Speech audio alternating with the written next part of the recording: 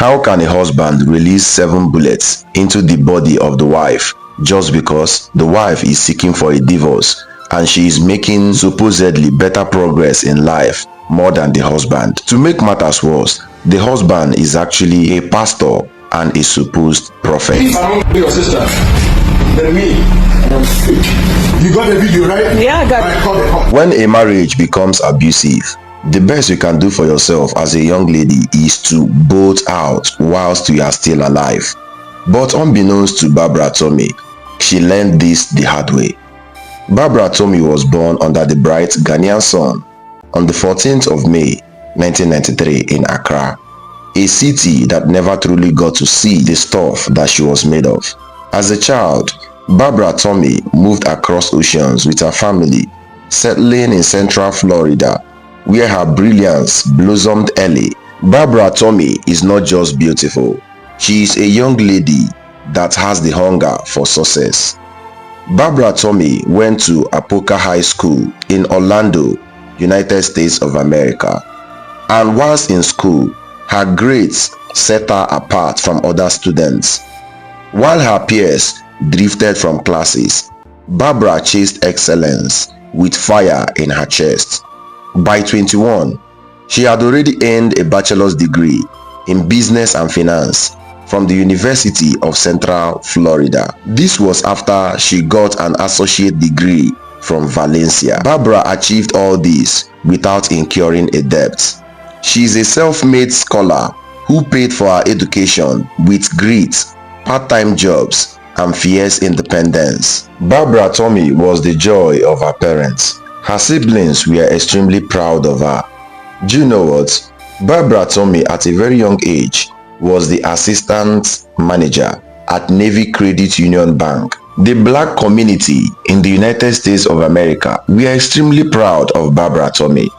Looking at her personal life, Barbara at a very young age of 21 already had a boyfriend, someone that was generally accepted by her parents and siblings. Although the boyfriend was not publicly talked about after Barbara Tommy's demise, but from the confessions of siblings, it looked as though family members were expecting a wedding bell anytime soon, marking the union between Barbara and her ex-boyfriend.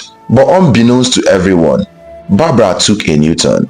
She decided to seek the face of God when it comes to the matters pertaining her life and destiny. Barbara started devoting her time to studying the Word of God and going to church. And this was when she met Pastor Sylvester Ofori, a Ghanaian pastor who is the general overseer at Floodgates of Heaven International Ministries. When Barbara started attending Floodgates, she intensified her commitment in church activities and stewardship. Leaving from her banking job, Barbara will drive straight to the church where she will do her work as a sanctuary cleaner before returning to her apartment. In a short period of time, Barbara Tommy became an indispensable church worker. And in a particular service, Pastor Sylvester Ofori was prophesying and told Barbara Tommy point blank that the relationship that she is currently in is not the one that was destined for her by God. Barbara Tommy, a lady that wants to align perfectly to the will of God, broke off things with her ex-boyfriend. To the chagrin of her family members, the ex-boyfriend came running, pleading and wailing and asking the question, why is she cutting off a serious relationship that is on the verge of marital settlement? Barbara's family were not in support of the breakup, but Barbara was hell-bent on obeying the will of God. Few weeks after, Pastor Sylvester Ofori's senior brother, who is also a pastor, came to his church for ministration. Do you know what happened? During the ministration, Pastor Sylvester's elder brother was prophesying, and he went over to Barbara Tommy and he said something that was striking. He told Barbara that God has destined her to marry a man whose name is Sylvester. And guess what? In the whole church, there is none other with the name Sylvester than Pastor Sylvester Ofori. Barbara thought this was a confirmation from God. Well, it might actually be a confirmation from God. Barbara perfectly aligned. Within a short period of time, she already started a relationship with Pastor Sylvester Ofori. Barbara's parents were hell-bent to stopping that relationship. They tried convincing Barbara on every front that Sylvester is not the right man for her, although both of them are Ghanaian. She have a boyfriend, and he said, like God said, that boy wasn't for her. He gonna bless her with a good husband. So she come out of that relationship, enter into a relationship with him. Barbara Tommy was consumed by love, but her family saw the red flags in Sylvester Ofori. Do you know what? While Sylvester Ofori was charismatic on the pulpit, he is controlling and unpredictable behind closed doors. He demanded reverence, even insisted that his congregation call him prophet instead of pastor. Finally, against the advice and counsels and pressures from her family members, Barbara Tommy later married Sylvester Ofori. After the exchange of vow on the pulpit, reality hit Barbara Tommy. She became fully aware of the kind of man she actually got married to. Behind the smiles and Sunday sermons was a man who saw her not as a partner but as a possession. Sylvester Ofori was controlling.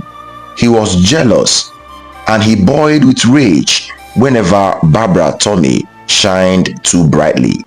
Over the years, the mask fell. By 2020, Barbara had seen it all. Physical abuse, emotional abuse, financial abuse, restriction of freedom were some of the things that Sylvester Ofori was constantly meting out to Barbara Tommy. Quietly and carefully, she left her marital home in the year 2020 and drifted back to live with her elder brother alongside some of her siblings. When Sylvester Ofori came back from a church evening service, he noticed that the wife has packed some of her belongings and left the apartment, knowing fully well that she wouldn't have gone to any other place than her elder brother's apartment. Sylvester Ofori drove to the apartment with rage. On entering the house, he put up a tantrum. No, you don't play with threats. Please call the cops. It's Sean Escalation. He's threatening you in front of me. He said he's gonna. What are you waiting for? When Sylvester came to the house, he saw Barbara Tommy with some divorce documents. This man flipped. He was very angry. Well, according to some of the confessions of Barbara's sisters, Barbara was actually the breadwinner. She had the properties in her name, the money that finances the family, and some of the ministerial assignments of Sylvester Ofori were money from Barbara's banking job. Sylvester was very furious, and according to Barbara's siblings, his furiousness was because his source of livelihood is about to divorce him. That was where Sylvester, filled with rage, threatened that he's going to unalive Barbara Tommy. Barbara's brother told Barbara that they should take the matter up, reporting the incident to the police so that the police will sweep into action immediately. But Barbara, soft-hearted for the husband, persuaded the elder brother not to press charges, and this was the greatest mistake that they made. 3 days later, after the threat by Sylvester Ofori, Barbara prepared and was about to head for work. She was 1 hour early. Barbara, entering her cozy red car, drove to work. As she was about entering the parking lot, Barbara received 2 calls from Sylvester Ofori. She ignored the call. She did not want any bad energy to contaminate her day. But unbeknownst to Barbara, Sylvester was carefully trailing her from the apartment to her workplace. Sylvester has carefully meditated on the actions that he's going to execute on the wife. Sylvester thought that there wouldn't be any hidden camera or CCTV in the place that he's going to unalive the wife. Barbara, who is unconscious of some of these heinous arrangements and plans by her soon-to-be ex-husband, left the car, walked to the door that led into the banking hall, She knocked and was waiting for someone to open the door. And unknown to her, Sylvester has crept behind her, tapped her slightly. As Barbara turned, Sylvester unloaded 7 bullets into the body of Barbara Tomei. He did not even give her a chance to plead for her life. He did not even give her a chance to flee from the scene. He did all at close range. Well, Sylvester Ofori quietly left the scene. When the sound of gunshots got to the hearing of other co-workers, they stormed out of the banking hall, seeing Barbara Tomei struggling for her life on the ground, but they could not see the perpetrator of the crime.